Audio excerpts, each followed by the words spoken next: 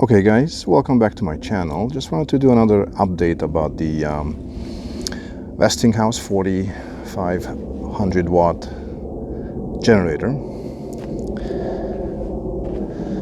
So I have it outside in my storage lot here, right at the back of my RV. It's all covered. I just took the cover off. So it's technically sitting on one of these kind of like a cage style rack. It's actually being hooked up with one of these tow hitch sort of device. So I guess you got the idea. It's sitting basically on the 4-inch bumper of the RV. It's not the greatest. I'm going to do some mods on this. I'm gonna probably do some extra heavy duty welding and to make it a little more, durable.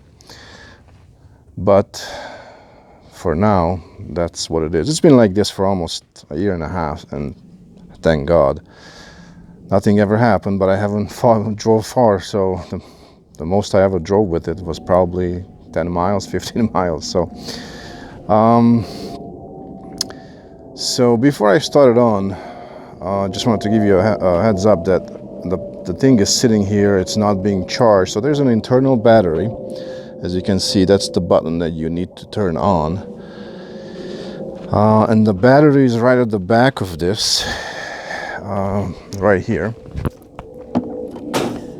There's a charger as well that I usually keep it right there. That's a dry space. I hope you guys can see that. And pretty much that little battery, it's a 7 amp hour battery, 12 volt. It's not really a strong battery. So if you don't charge it up at least, once a month, like fully charge it, it's not gonna keep the charge, which means that when you're trying to remote start this, because it's got a remote starter that actually looks like this right here. It's got an on and an off button, but this little switch needs to be on. So if that switch is off, obviously nothing's gonna work.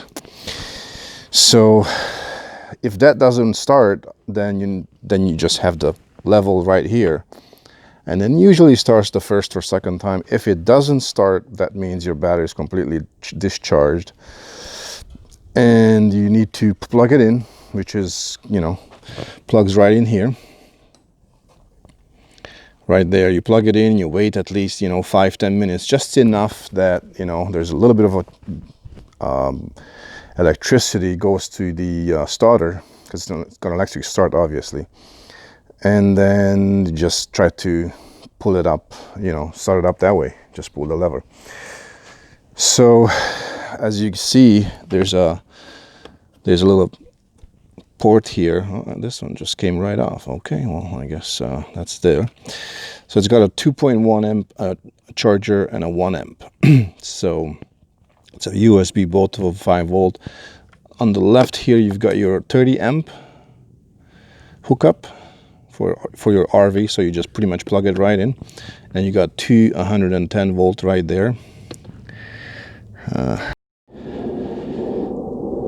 So technically, that's pretty much how you would start it if the battery wouldn't, start up. Also has a manual starter. That button needs to be on, obviously. And you go ahead and just start it. Now, this being a dual fuel, which obviously shows right here, dual fuel. So right now it's on gas. You would turn it to propane, and then right here you would plug in your propane connection. It comes with that as well. So it'll give you a little bit less power on propane, but obviously you don't have to deal with the smell or to fill it up all the time over here. You just hook it up and then run it as long as your tank's going. And down here there's your oil changer, like the oil dipstick, and that's where you change the oil. Does regular 10W30, takes less than a liter. It takes about 0.6 quarts. I wanted to show you something on one of the sides. I think it's showing. I think it's over here. Yeah, right here. So if you look closely here, if it is running on gas, it'll give you, 45 peak and then 3700 running. Now if you're on propane, it'll give you 4050 peak watt and 3330 running, which is pretty good. So you do lose a few hundred watts, but I would say that propane is cheaper for once, and it's cleaner, not much of a smell, almost no smell. Where with gas you do have a nice exhaust fume coming out of the back, obviously. So the way it's positioned right now, the fume would come out this way, and then pretty much would just go out of the left area, because obviously you'd be sitting on this side and you'd be having fun on this side of the RV, not on the other side. So this is where the main door is. So without further ado, let's see if this thing will start. So we'll just turn that on. So the light comes on, which is a good thing, but that doesn't mean that it's got enough juice. And then we're going to hit this on button right here. Wow, okay, right away started up. I hope you guys can still hear me perfectly, I'm assuming. So as you see, there's a green light, which means no red lights, no low oil, no overload. It's a green light, which means we've got 110 coming out of there and a 30 amp coming out of there. And then of course the USB on the top. So if we are looking at the actual digits, right now on your screen you'll probably see flashing numbers, but I'm gonna read it to you. So the very first one shows 81 hours, the second one shows 10 hours 30 minutes. There's no power going out, and it's got 6 liters of fuel in it, and it's got 124 volts of power that's ready. So why is it not 120? I don't know, or 110 or 112, I don't know. So up on the top you've got a 30 amp reset and then 220, which is these two. So these two breakers would comply with these two plugs, and then 30 amp would be your RV hookup. Again, shows the green light down up here, says start indicator, so it's on, it's green on the, in case you're deaf, I'm assuming that's why they do that. And then it's got a efficiency mode and a reset button. So right now it shows efficiency mode on. If I turn it off, it's kind of revs up a bit, which kind of gives you a little more juice to begin with versus coming on its own. So this is pretty much the noise that you hear literally 10 inches away. Now don't forget, this is on the quietest side versus we're gonna move around to the exhaust fan, and this is the exhaust fan, obviously right there. You can see it's moving a little, and this is the noisiest on idle, on efficiency mode, and nothing being plugged in. As we move away, you can hear that the sound is pretty much going away and less and less and less. This is about, I don't know, 15-20 feet, and this is being on the exhaust fan side, on the side of the exhaust fan where it's the noisiest. And now let's move to the front of the RV. The RV is about 33 foot long with the tongue, so the actual box is about 30 foot long. So this is what you hear, I would say about 40 foot, and of course there's an RV in front of it. So I don't have a decibel meter, but I guarantee you this is less than 65. It's a pretty quiet generator. Now if you plug in the AC, obviously the noise will go up for a few seconds, but it goes back down to sort of to that non-efficiency mode sound. It's still very bearable. It's still, I listened to it when I was out at the lake, and it's not a noisy generator whatsoever.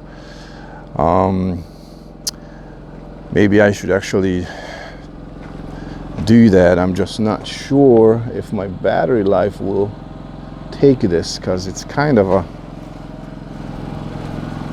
hot weather and my device isn't really like this. So this is back at the exhaust fan, and this is on the other side.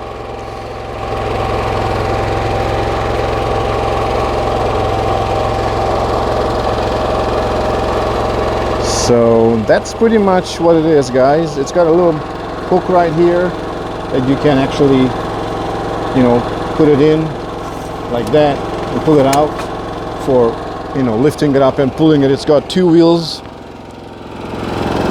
one there, one on the other side.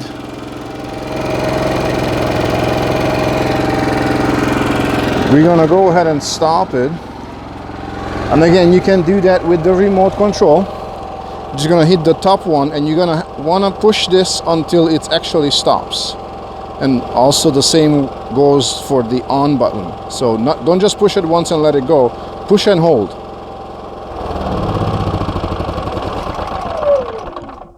And then let go. So everything is off except that little light right there. Now, when I purchased it about a year and a half ago, right after the RV purchase, I pretty much left the light on. I left it on. I didn't turn it off all night. And in the morning, I push the button and the damn thing just starts right up. But since then, it wouldn't do that. If I leave this on right now, in the morning, it won't start. Now I'm assuming the battery doesn't hold the charge with that little light on. But as you saw, it did start, and I haven't started it in about a week. So it's been sitting here in the sun for a week, and you know, the battery light, I mean, the switch was off though, but the battery was not charging. So it kept holding enough, so it did start, which kind of amazed me. I know I will need a newer one or a better one, but since I'm using it too much, I'm not really worried about it. So what I just do, I just turn it off. But of course, if you're out there camping and you're using it every day, and you wake up in the morning, you know, you just go ahead and start the button, and you're plugged in, and everything works. The micro, the heater, or the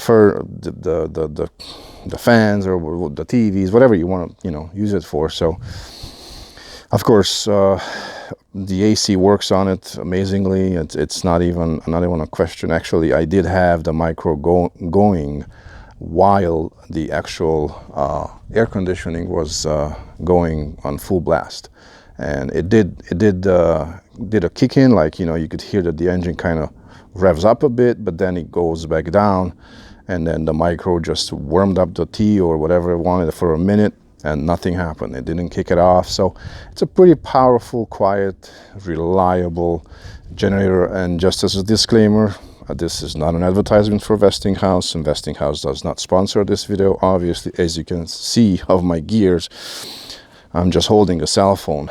So, and you can see the shakiness, obviously. So it's not I'm not a big YouTuber, as you can tell, but I'm gonna be there pretty soon with your help. So once again, guys, I Gen 4500 Westinghouse dual fuel, 4500 peak, 3700 running watts.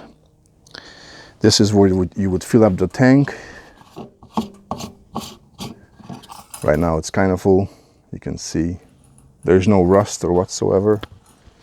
At least I can't see any. Yeah, there's no rust. I've seen many of these that actually rust after like a few months. So thank God this one is not. And this is where you would actually pull the level if your battery is dead.